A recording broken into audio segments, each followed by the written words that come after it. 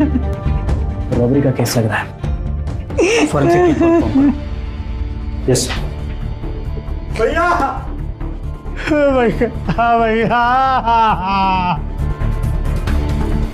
भैया, mummy, mummy ये क्या हो गया? दूर हो जाओ तुम दोनों मेरी नजरों से। अरे बर्बाद करके रख दिया तुमने सब। तो तुम अनूप हो?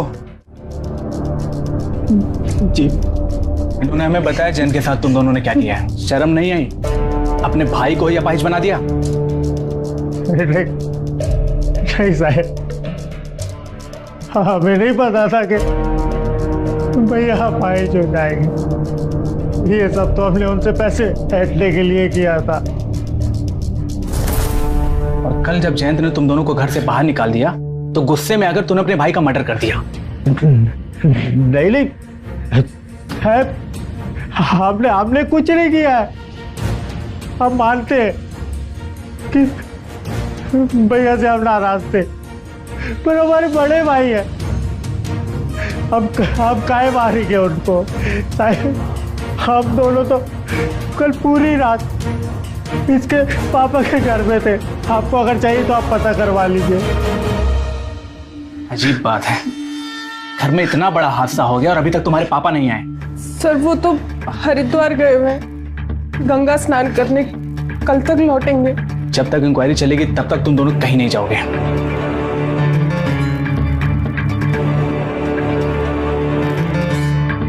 मेहता जी, ये अनूप और सुहानी के कल रात का एलिबाई चेक करो और इस केस से जुड़े जितने भी लोग हैं उन सबकी कुंडली निकालो, सबके डिटेल्स को निकालो। और हाँ, घर में जितने भी माल और जेवर चोरी हुए उन सबकी लिस्ट भी बनाओ। जी सर।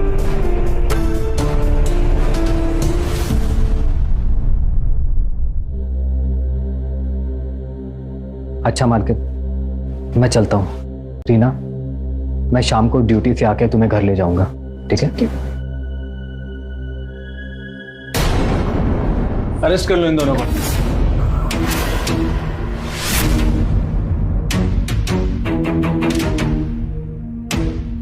सब हमें क्यों पकड़ रहे हो? हमने क्या किया?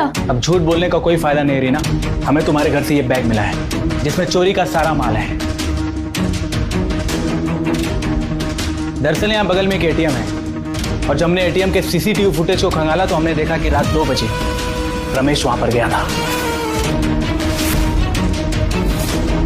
और तकरीबन आधे घंटे बाद वो वहां से वापस गया और इस बैग के साथ।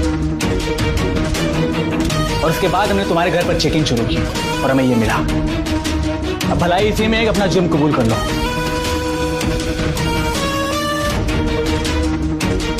ये क्या बोल रहे हैं? तूने किया है ये सब? बोलता क्यों नहीं? हाँ, मैंने ही किया ये सब। साहब, रीना बेकसूर है। जो किया मैंने अकेले ने किया। बहुत इज्जत करता था मैं जयंत साहब की, उन्होंने बहुत मदद की थी हमारी।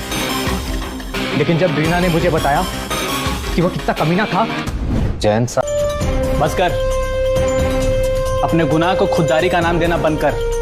अगर तू वाकई में खुददार होता तो अपनी बीवी के पैसे पे नहीं पड़ रहा होता। तुझ जैसे नकारा और कामचोर लोग चंद पैसों के लिए उल्टे सीधे शॉर्टकट्स लेते हैं और फिर पकड़े जाते हैं और उसके बाद पूरी जिंदगी जेल में बिताते हैं। अब तू भी तैयार हो जा अपनी पूरी जिंदगी जेल में बिताने के लिए। ले चलो इसे। और हाँ, अनूप और सुहानी को भी। क्यों, हमने क्या किया है? धोखाधड़ी और जयंत के साथ साजिश करने के आरोप में। ले चलो।